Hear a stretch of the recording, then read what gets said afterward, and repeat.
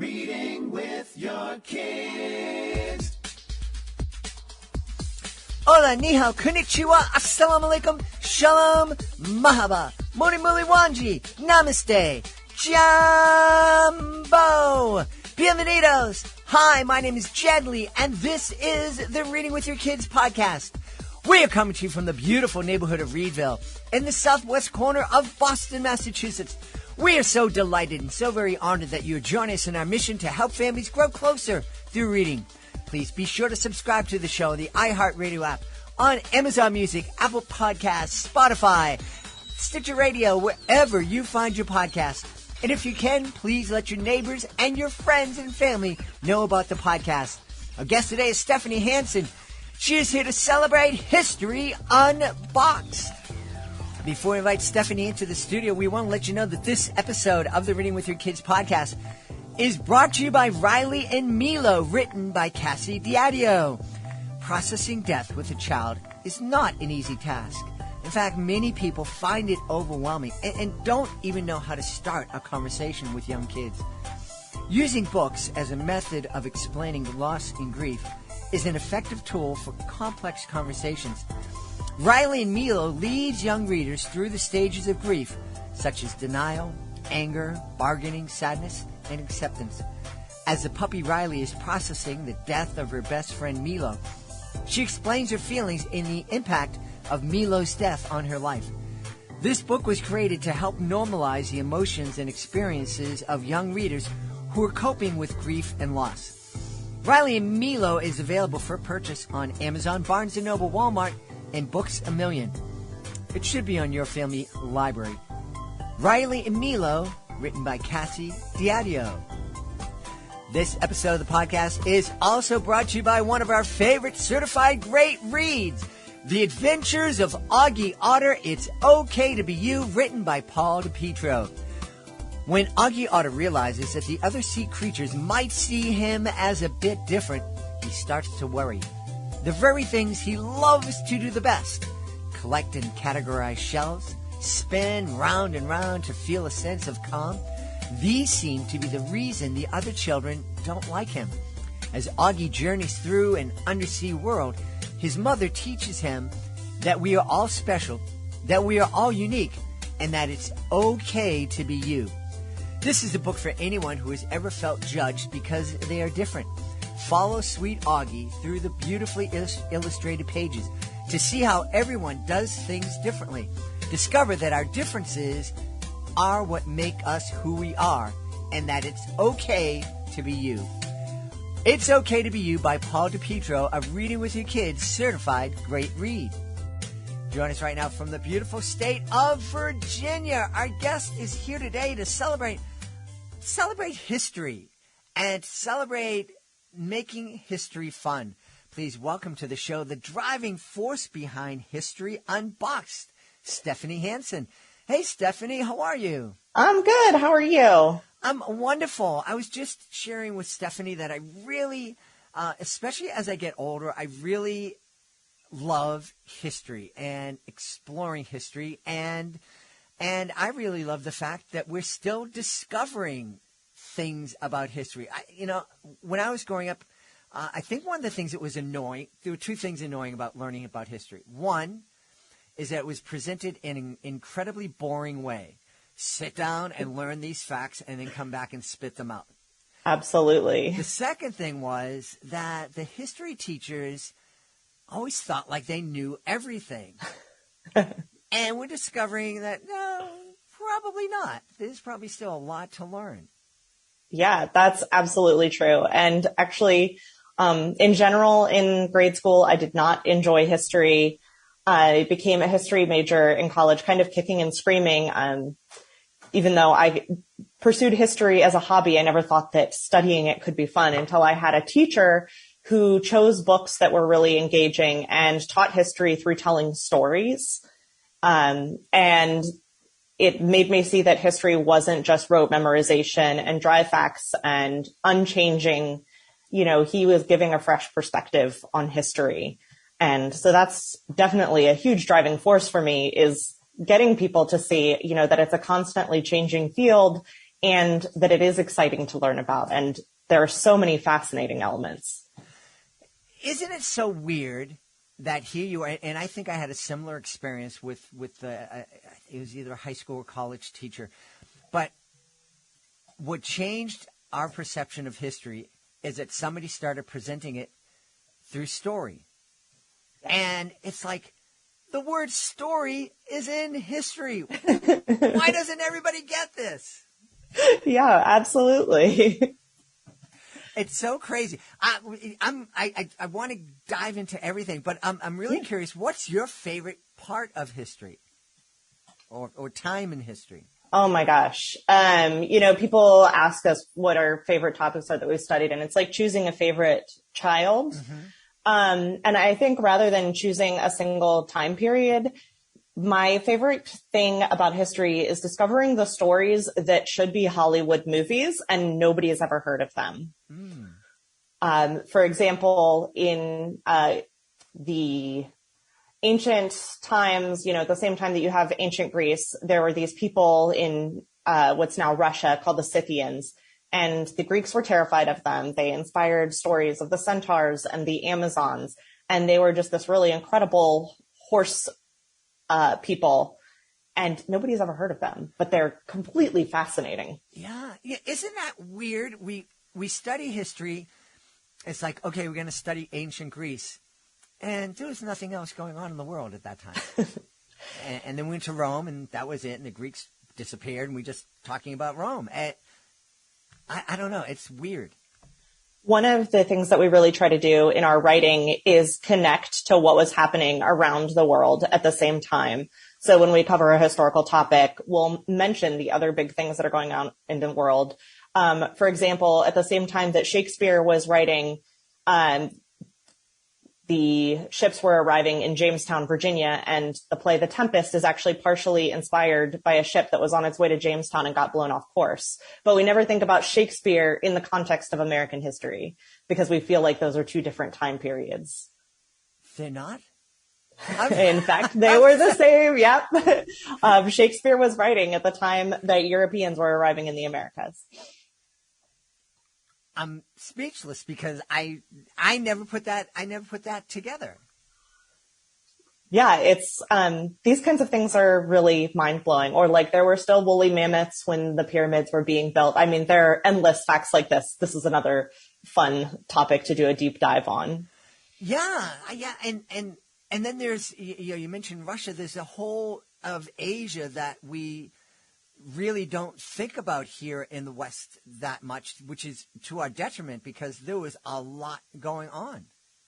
Yeah, absolutely. One of our upcoming titles that we're working on right now is going to be called Mysteries of the Shark Hunters, and it's about ancient Japan and the Jomon people who had this really long civilization in Japan, but there's almost nothing written in English about them, especially for kids. Wow. So let's talk specifically about History Unboxed. What's the history behind you guys? How did you start? So our founder, about a little over 8 years ago, she was, she's a second generation homeschooler and enjoyed doing hands-on activities with her kids. And she had a background in living history and really wanted to bring that experience to her family and then to other families as well. So we've been doing hands-on history materials for 8 years. And with our materials, we've been sending out magazines that take the kids on a deep dive about whatever the historical topic is. And we've done stories and recipes and games and, straight history and, sparked discussions. And so we're really looking for engaging books, especially on some of these topics that don't get covered very often for kids. And it's been really hard to find them.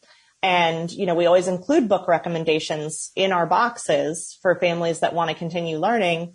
And, early readers in particular, they want to read really engaging things, or you have kids that maybe are reading a little bit later, but they don't want to be reading books that seem like they're written for preschoolers or kindergartners. They want something really meaty and engaging, but still at an introductory reading level. And so that's been a big push for us and a big inspiration in writing our books. Mm-hmm. Yeah. That's a challenge for young readers, and I know we've talked about this in another context here in the podcast. There are a lot of kids out there who struggle with reading, and but they're in third and fourth and fifth grade, and they don't want to be reading picture books. That might be all that might be their reading level, but we need to respect their intellect and the fact that no, they don't want to read about Mrs. Blueberry's bunny, blueberry pie. They need to read something with some meat in it, as you said. Yeah, absolutely. I was a fifth grade teacher in a school that had a lot of English language learners. In one of my classes, the kids spoke 13 different languages. And so they read at all different reading levels in English. It takes about 7 years to gain academic fluency in a language. And so when you have elementary schoolers, they're not going to gain that kind of fluency by the time that they leave your classroom. So having something that can really excite them, and especially, if I can bring in books that help reflect some of their cultures, then, they can feel like they're a part of this classroom community. They can feel valued. They can feel pride in their reading skills and not embarrassed that they're reading baby books. Mm-hmm, mm-hmm. Yeah, that's so very important. Curious, and again, I'm not going to ask you to pick your favorite, but we both mentioned the fact that we're still learning. Yes. About history, and some of the things that we thought was kind of etched in stone isn't really etched in stone. We're learning new things, and something that we thought meant one thing, it's worth discovering, maybe it meant something else. What's been the kind of most recent revelation that really excited you? Oh, goodness. It's kind of a minor revelation, but it makes me think about what it could mean. So we know a lot about Pompeii because we have all this archaeological evidence, but also people at the time wrote about it. Latin is a language that many people read, so the resources are really rich. And so we've had this perception for a really long time that we knew the exact date that this eruption occurred. And now there's starting to be some archaeological evidence that those written sources have the wrong date. And so, what does that mean? When we rely, especially, in the study of, as you say, Greece and Rome, we rely so heavily on these written sources and often treat them as infallible, and then look at oral history a lot of the time and think, oh, well, that's not reliable. When in fact, we're finding out that written history is less reliable than we thought, and often oral history is more reliable than we thought. So it's a real paradigm shift, I think, in the study of history that's happening right now. Interesting. Now, are we talking about them, they were like a week off, or are we talking years off? A couple of months, I believe. It's been a little while since I read the article. I think the original sources say it happened in August, and it may have actually happened in October. Okay. All right. I'm wondering, with all the disinformation and misinformation we're exposed to via social media, do you think that's something that sparked the researchers? Like, whoa, if we're getting it that wrong on Twitter, maybe the folks back in the day got it wrong too. I mean, it could be. One of the things when we were discussing Pompeii in our educational materials is that there are many ways in which people are the same. There's a lot of graffiti in Pompeii, and some of it reads like a social media wall. And it's the things that they were saying about each other back then are so relatable. But yeah, people have always been fallible. Misinformation has always been spread around. That's certainly not a new characteristic. Yeah. Just travels faster with technology. Yeah. One of the things that I'm fascinated with is the culture and history of Central America and South America and Mexico. I think we study it in our schools, but I don't think we get really deep into it. Is there anything from that time period that you folks are discovering and bringing to life in your books? Oh, yeah. I mean, the Olmecs. So we have a book about the Olmecs, an easy reader, called Mysteries of the Rubber People. And it talks about what we know about the Olmecs and then all the mysteries. And when we started researching the Olmecs originally several years ago, all I knew about the Olmecs was that they had these enormous heads. I had seen an exhibit of them as a child and was really impressed by them, but I didn't really know anything else. And as it turns out, they were this great mother culture of Mesoamerica, and they even had a writing system. Unfortunately, nobody has ever been able to translate it. And so, there are a lot of mysteries there that if somebody ever figures that out, we're going to solve. But they were the ones who discovered how to process the fruit of the cacao tree and the seeds inside into chocolate. So we have a lot to be grateful for. They also learned how to process rubber, and they invented this ball game that became popular throughout Mesoamerica and was played by the Mayans and the Aztecs. And so much of Mayan culture and Aztec culture harks back to the Olmecs, and yet they're not studied very often in school. And when we went to make our reading list about the Olmecs, we could find 0 books about the Olmecs that were updated and sensitive to the culture and interesting. We couldn't find a single one to recommend. So getting to write this book was something that was really exciting for us, to bring this really cool culture to life for kids. I mean, there's so many things that kids can enjoy about it. Like, they believed in were-jaguars, which I just think is super cool. The whole idea of a were-jaguar and, these shape-shifting people were a big part of their culture.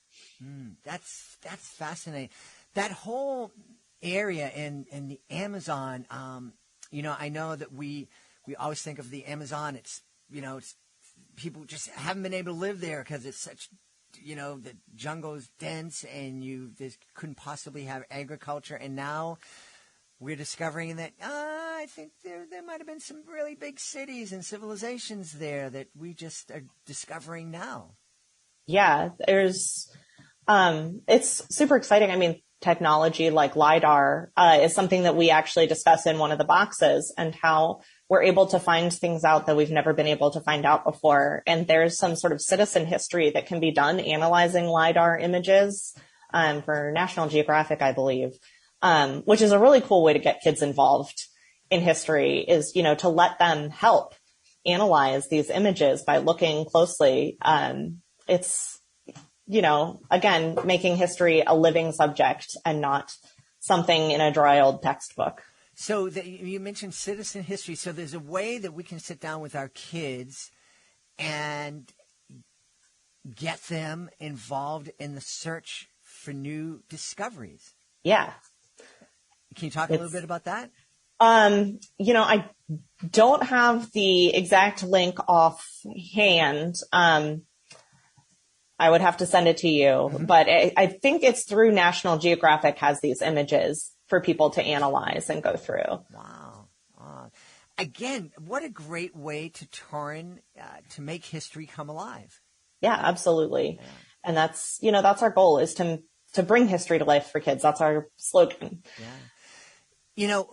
You mentioned homeschooling earlier on. We were recently at the Florida Homeschool Convention, which was huge. Oh, I've heard amazing things about it. Yeah. And one thing I think we forget, the parents who are sending their kids to traditional public schools or private schools, is that just because we're not homeschooling full time, we really should be homeschooling our kids, and that we're helping to excite our kids about what it is they're learning in their classrooms. And if our kids are coming home and saying, "Oh, Miss So-and-so just wants me to memorize these dates and whatever," we can sit down with those kids, with our kids, and turn that dry lesson into something that's alive, something that's going to really spark their imagination. Yeah, absolutely. I mean, one of the things that I like to do is just spread beautiful books around my house that will draw my kids in. And we do a mix in our house. One of my kids goes to public school. One of my kids is homeschooled. But there are always books piled everywhere. And, they'll come to me and then tell me something that they read in a book because I just left it out. And it was visually appealing. Something about it sparked their interest. And, so that they see learning in general, they don't think of it as just a school thing. It's just a culture thing when you have books everywhere. Yeah, that's one of those sneaky parenting techniques. It's really, really cool. Oh, and, yeah. Having, magazines aren't all that big anymore, but I know, like the National Geographic, I used to love, and if I would go to somebody's house and there was a National Geographic on the coffee table, and what my dad used to do, we used to get the Smithsonian magazine, and just, no one said I had to read it. It was just there in this interesting picture. Let me look. Oh, maybe I want to read about this stuff. And it's just a really effective, sneaky way to get our kids interested in learning. Yeah. Yeah. So tell us a little bit more about History Unboxed, what folks can find when they go to your website, how they can invite you into their homes to get their kids excited about history. Yeah, absolutely. So we do hands-on history boxes for kids of all ages, age 5 all the way up through high school. And we have boxes that have everything you need right in the box for an engaging history lesson. There's the magazine with historical information, and then crafts, musical instruments, games. Every box is a totally different experience. And then, over the past year, we've been releasing children's books. We have another one coming out next month called The Wizard and the Future King, which is about the legend and the history behind King Arthur. And then we also have an ancient history cookbook coming out this fall, because what better way to get hands-on than in the kitchen and then get to eat your history project afterwards. And it has over 100 recipes from all over the world during ancient times. And we've done a lot of recipes in our boxes in the past as well. And we do subscription based, or you can just pick and choose, whatever boxes right off the shelf based on what your kids are learning in school, what they're interested in. Vikings are always really popular. Everybody loves Vikings. And we've also started working with schools developing custom hands-on materials to help kids in the classroom get engaged with hands-on learning as well. Wow. And you're also saying that you're quickly developing a library of books that you folks are publishing. Yes. Yeah, that sounds really neat. The Ancient History Cookbook. I think that is neat. Is there a recipe that off the top of your head that you can let us know about? Oh, goodness. I'm trying to think of one that I could just real quickly describe. I mean, we do everything from, I'll tell you cheese. Okay. Cheese is a good one. It's pretty simple. There's exact measurements are not so much required. And this is a cheese that is pretty universal to any culture that had dairy. And they all have different names for it. But basically you take, a quart of milk and heat it on the stove until it's just about simmering. But don't let it boil. And then you pour a few tablespoons of vinegar into it. Apple cider vinegar works really well. But most vinegars, lemon juice also works. And it will separate into curds and whey. So the solids will separate out. And then you just strain off the liquid and you have cheese. Tastes really good if you stir in a little bit of salt. And you have a cheese. Wow. So really simple, basic recipe that, is from all over the world, anywhere they had dairy animals. And it's still pretty common today. Very cool. Very cool. I wonder if that works with cashew milk. Probably not. But anyway, hey, Stephanie, where can folks go to learn more about History Unboxed and the Ancient History Cookbook and everything else that's going on with you folks? Okay. Our website is historyunboxed.com. We are on Facebook. We are on Instagram at history_unboxed.com. And our books are available at all major book retailers. Wonderful. We've had a great time speaking with Stephanie Hansen about History Unboxed. Thank you so much for having me. Thank you, Stephanie. Please be sure to join us for the next episode of the Reading with Your Kids podcast. Our guest will be Meg Welch Dindler. should be here to celebrate Bianca, the brave, frail, and delicate princess. A great middle grade novel you want to check out. Hey, speaking of checking out, if you are an author of a fantastic children's book, you absolutely want to check out readingwithyourkids.com. Click in the author's click here button at the top of the page to find out how you can be a guest here on the podcast. You can also learn how you can submit your book to our Certified Great Read panel. See if they believe that your book is worthy of 4 or 5 out of 5 stars. Also, you can find out about our monthly promotion program, where we can celebrate your book with commercials here in the podcast, messages to our over 100,000 social media followers, have your book displayed on a nationwide network of digital pedestrian billboards, and also have your book on display at whatever live event we'll be taking part of in a given month. In August of 2022, we will be at the Buttonwood Park Zoo celebrating episode 1500 of the Reading with Your Kids podcast. If you're part of our August promotion program, your book will be there with us on August 6th in the Buttonwood Park Zoo, giving families a chance to check out the book. If you are in the New England area on August 6th, we would love to see you at the Buttonwood Park Zoo. It's a wonderful event. We're going to have some magic. We are going to have some, find out how you can do some magic, some author interviews, some read-alouds, and we're going to be giving away loads and loads of books and hopefully interviewing maybe you. Check it out loud, August 6th at the Buttonwood Park Zoo. And if you're an author, please be sure to visit readingwithyourkids.com and click on that author's click here button at the top of the page. I want to thank the folks who made today's show so wonderful. Of course, we want to start by thanking our guest, Stephanie Hansen. Please be sure to check out History Unboxed. Also want to thank our sponsors, Riley and Milo, an important book to have on your family library by Cassie Diadio. Another important book and a certified great read, The Adventures of Augie Otter, It's Okay to Be You by Paul DePietro. Also want to thank my team, Fatima Khan, Rory Brady, Nicole Belcastro, Ashley Contreras, Mirabella Q, Rain Pan. I want to thank my beautiful wife for all the support she gives me. Most of all, we all want to thank you. Thank you so much for taking the time to be with us today. And as always, thank you so very much for taking the time to make the world a better place by reading with your kids. I'll be looking for you in the next edition of the Reading with Your Kids podcast.